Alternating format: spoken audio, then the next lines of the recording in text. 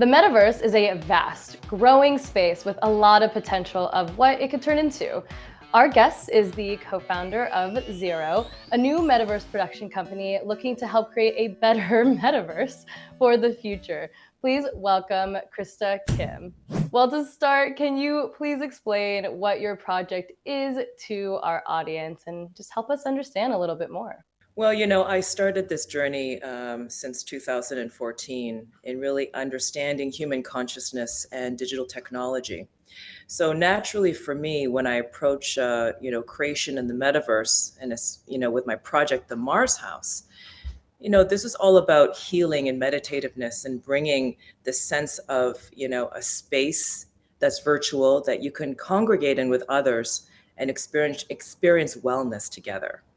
And I want to bring those concepts into a greater paradigm, into the greater metaverse. And that's why I started this company with Peter Martin, my co-founder, who's been in the space for over 20 years and producing AR, VR productions as a director.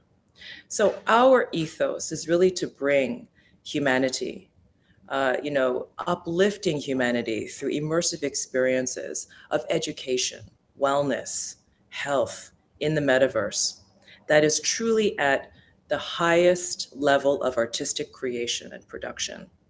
We have incredible partners, both Hollywood studios like Third Floor, who've done legendary projects like Mandalorian and Dune.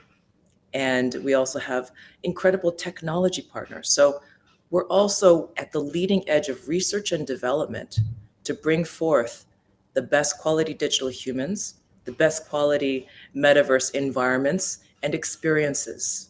I love that. I love bringing humanity to something so heavily technology based. I think people don't realize that that is the case all the time. So, what do you feel the metaverse can yield for humanity? I believe that the metaverse actually is the next frontier of human civilization. I believe that we are going to go there to be educated on topics that we need to know about, to receive therapy, to connect with others in a humane level, to travel the world in a sustainable way. We will go and meet the Einstein avatar, and we'll talk to him and ask him questions one-on-one about physics. And we will actually be immersed in a lesson that he conducts. We're actually competing for the attention of our younger generations with video games. So how do we educate this future generation? We have to create beautiful, immersive experiences and be at the cutting edge of storytelling to bring them in and to be compelled to educate them so that they want to learn. Makes total sense. And what are some of the things that maybe you're trying to prevent the metaverse from becoming? Because there's a lot of risk out there, and I think a lot of uncertainty. But the future can be bright. What's on your mind preventative wise? So I believe in the power of blockchain, in really creating a more equal society, more democratic, more power to the people, because we can finally own digital assets and therefore have some power and say in the systems that we co-create. So I really don't want the metaverse to be closed gardens. I believe that the metaverse should be open, interoperable, and decentralized. And that is the metaverse that we believe in.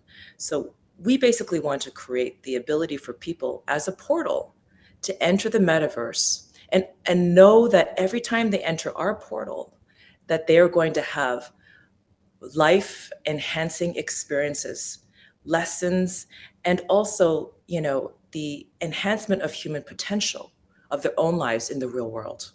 I love that you say that because it's really about the experiences, like you said, right? And we're, dealing with a generation, Gen Z and younger, that, unless the experience is there, they don't want anything to do with it, right? And it's coupled with that human-centric experience. So talk to us about what a human-centered metaverse experience really is and looks like. So I'll tell you, one of our exciting partners is Deepak Chopra. And Deepak Chopra has so much incredible wisdom and programs that have been proven to help millions of people around the world. So why not bring that into the metaverse, to make it more accessible, to make him accessible as an immortalized avatar.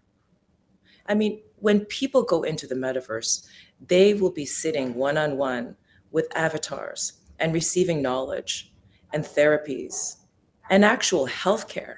I think the future of healthcare, especially the triage, will be in the metaverse so that we will have immediate care that is accessible by all.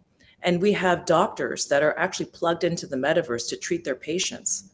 I think our avatars will be our digital twin that will actually show us the progress of our health. You know, we can actually monitor how treatments are actually improving the state of the health of our avatars.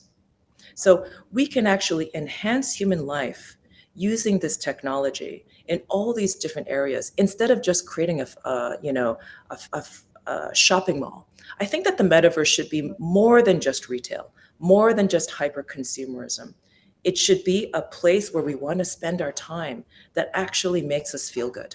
And it was a place that, unlike some of the things in the Web 2 world, especially social media, that has ridden with the anxieties around, likes and only making our physical skin look good. And maybe in a way that doesn't even really match our true identities, right? But with the metaverse, you have more autonomy to fuel your identity in the way that is most authentic to yourself. So that makes a lot of sense to me. What are some of the other assumptions people are getting wrong about the metaverse that you try to maybe debunk or just try to work through with folks? I think a lot of people only know what they see. And so far, we see the first generation of metaverse platforms that are great. They're fun. They're gaming platforms, but mostly for children.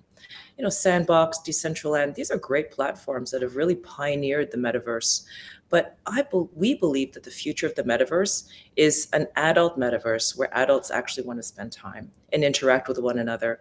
And they actually can engage in commerce and, you know, have an actual job in the metaverse where you can actually provide services to other people in beautiful immersive experiences that are healthy for us, right? So I think that right now people only understand the metaverse to be a gaming platform where you buy land, but I don't know if that's really a healthy way to view the metaverse, and I don't think it's sustainable.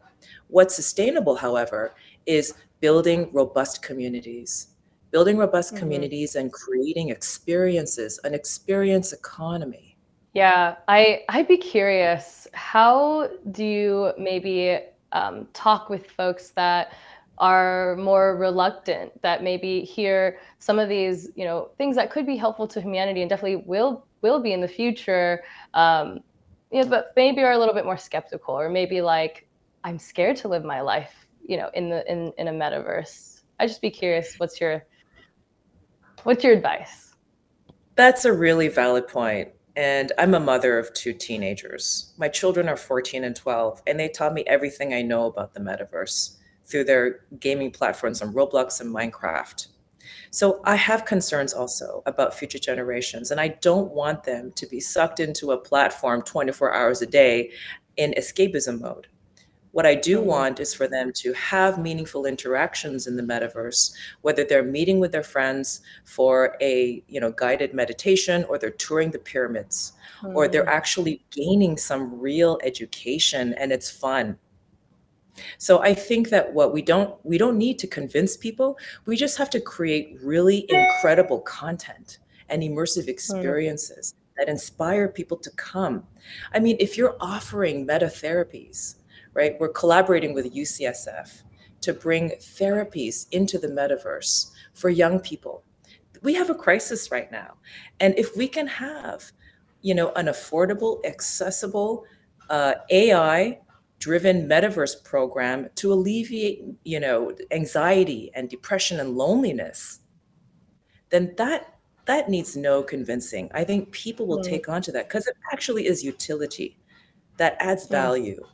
And I believe that Hmm. health and wellness and education are going to be the way to bring the world into the metaverse, not just Web3 community.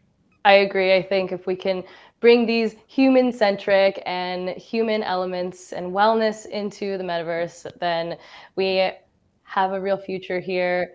Krista, thank you so much for joining us. Okay, last question for you. Behind you, the background, is this art of yours, or feel free to explain it to us because I've been staring at it this whole time. Oh, thank you so much. This is my artwork, and I created this piece in 2017. This is an artwork that's printed on Plexi. Before NFTs, as a digital artist, I used to find it very, very challenging to just sell a digital file as an artwork. So I would print it onto really high-end Plexi that's non-reflective. And so this is the result. There's no lighting in the back. It looks like it's illuminated, but it's incredible how the pigments catch light and how there's depth in the artwork. I still do create these prints, and I'm going to be creating an NFT, a drop with the digital and physical. I love it. It's very zen, very calming. Thank you so much, Krista, for joining us and sharing all of your insight. It has been super helpful and such a pleasure. Thank you. Hey guys, thanks so much for tuning in. Be sure to like, comment, and subscribe, and hit that notification bell. We'll see you tomorrow.